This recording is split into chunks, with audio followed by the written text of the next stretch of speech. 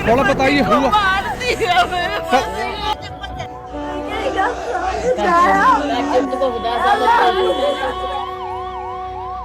उन आतंकियों को और इस हमले की साजिश रचने वालों को उनकी कल्पना से भी बड़ी सजा मिलेगी।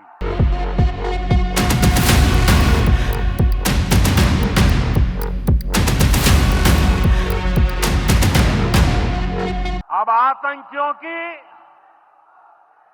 बची खुची जमीन को भी मिट्टी में मिलाने का समय आ गया है।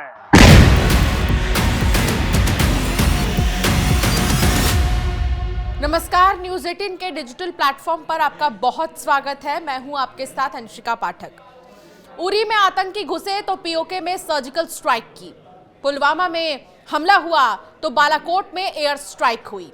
अब जम्मू कश्मीर के पहलगाम में आतंकियों ने 26 से ज्यादा लोगों की जान ली तो भारत ने 5 बड़े कूटनीतिक कदम उठाए, जिसमें सिंधु जल समझौते पर रोक भी शामिल है।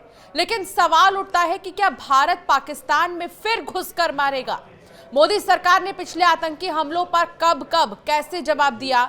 इस बार पहलगाम का बदला लेने के लिए पीएम मोदी क्या कर सकते हैं, आइए आपको बताते हैं।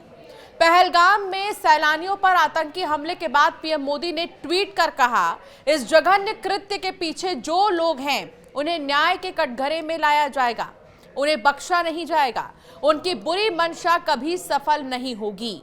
आतंकवाद से लड़ने का हमारा संकल्प अटल है और ये और मजबूत होगा। मशहूर टूरिस्ट स्पॉट बैसरन घाटी में टूरिस्ट फोटो ले रहे थे, वीडियोस बना रहे थे, एडवेंचर एक्टिविटी कर रहे थे, तभी गोलियां चलने लगी। फायरिंग वाली जगह से दूर टूरिस्ट पर कोई असर नहीं पड़ा, वे अपनी मस्ती में डूबे थे। थोड़ी ही देर में उन्हें भी समझ आ गया कि हमला हुआ है। जंगल की तरफ से आए आतंकियों ने गोलियां बरसाना शुरू कर दिया। 10 से 15 मिनट में 27 लोगों को मार दिया, फिर वापस जंगल में गायब हो गए। उनका अब तक पता नहीं चला। इस बीच एक बड़ी खबर आ रही है, कश्मीर में आतंकियों के खिलाफ जबरदस्त एक्शन हो रहा है और इन सब के बीच 2 आतंकियों के आशियाने तबाह हो गए हैं। बिजबेहरा में आतंकी आदिल गुरी के घर पर बुलडोजर एक्शन लिया गया और त्राल में आसिफ शेख के घर में ब्लास्ट हुआ है। आसिफ शेख के घर में सुरक्षा बलों की ओर से सर्च ऑपरेशन चलाया जा रहा था। उसी दौरान कुछ संदिग्ध चीजें सुरक्षा बल के जवानों को दिखाई दी। जवान फौरन घर से बाहर निकले और थोड़ी ही देर में वहां ब्लास्ट हो गया। कश्मीर के बांदीपोरा में कुलनार इलाके में सुरक्षा बलों और आतंकवादियों के बीच एनकाउंटर चल रहा है। लगातार मुठभेड़ हो रही है। यहां आतंकियों के छिपे होने की सूचना है। पाकिस्तानी सेना ने भी शुक्रवार सुबह लाइन ऑफ कंट्रोल के कई इलाकों में फायरिंग की। भारतीय सेना ने तुरंत इसका मुंह तोड़ जवाब दिया है। पाकिस्तान के साथ सिंधु जल संधि पर आज गृह मंत्री अमित शाह की अहम बैठक होगी। ये बैठक अमित शाह के आवास पर होने वाली है, जिसमें जल शक्ति मंत्री समेत कई केंद्रीय मंत्री शामिल होंगे। आपको बता दें कि पहलगाम में आतंकी हमले के बाद भारत ने कड़ा रुख अपनाते हुए पाकिस्तान के साथ सिंधु जल संधि को फिलहाल रोक दिया है।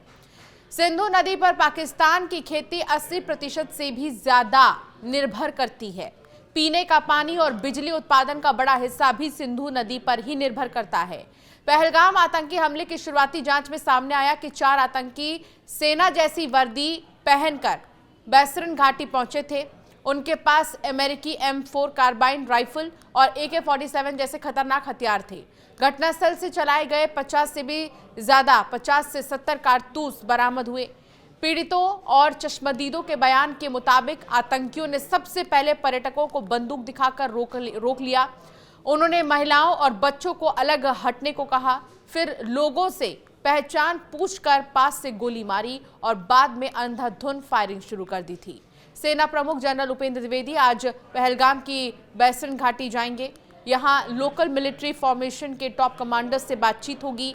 सदन में विपक्ष के नेता राहुल गांधी भी पहलगाम आतंकी हमले के घायलों से मिलने अनंतनाग के अस्पताल पहुंचेंगे।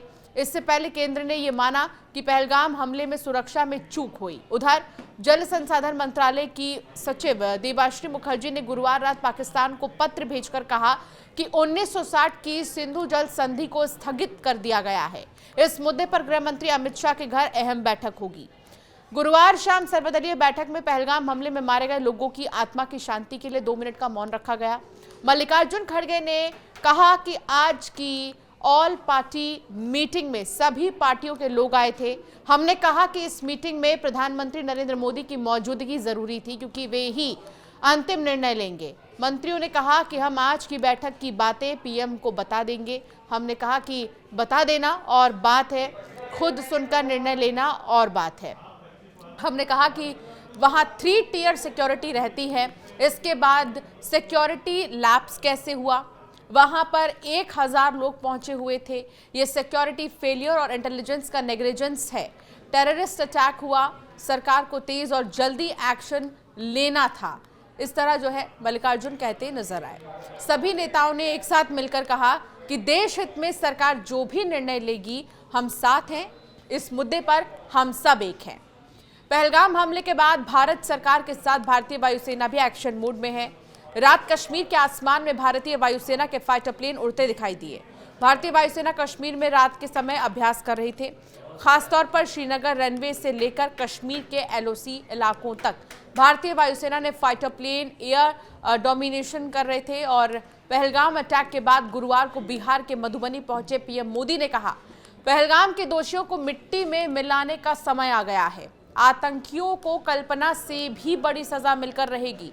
आतंकी हमले में किसी ने अपना बेटा खोया तो किसी ने भाई, किसी ने जीवन साथी खोया। इनमें से कोई बांग्ला बोलता था, कोई कन्नड़, कोई गुजराती था, कोई बिहार का लाल था। आज सभी की मृत्यु पर कारगिल से कन्याकुमारी तक हमारा आक्रोश एक जैसा है।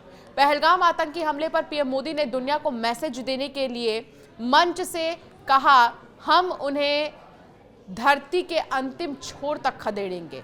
आतंकवाद से भारत की आत्मा कभी नहीं टूटेगी। आतंकवाद को सजा मिलेगी। न्याय सुनिश्चित करने के लिए हर संभव प्रयास किया जाएगा। पूरा देश इस संकल्प में एक है। मानवता में विश्वास रखने वाला हर व्यक्ति हमारे साथ है। मैं विभिन्न देशों के लोगों और उनके नेताओं को धन्यवाद देता हूं जो हमारे साथ खड़े हैं। पहलगाम अटैक के बाद से ही पाकिस्तान से सारे रिश्ते तोड़ लिए गए हैं। पहले भारत सरकार ने पाकिस्तान के ऊपर कई बैन लगाए, जिसमें सिंधु जल समझौते को रद्द करना भी शामिल था, लेकिन अब पाकिस्तान की गीदड़ भभकी सामने आई है। पाकिस्तान ने अब भारतीय विमानों के लिए अपने हवाई क्षेत्र को बंद कर दिया है। पाकिस्तान ये सोच रहा होगा कि इससे भारत को बहुत नुकसान होगा, लेकिन उसके इस फैसले का खामियाजा उसे खुद भुगतना पड़ेगा।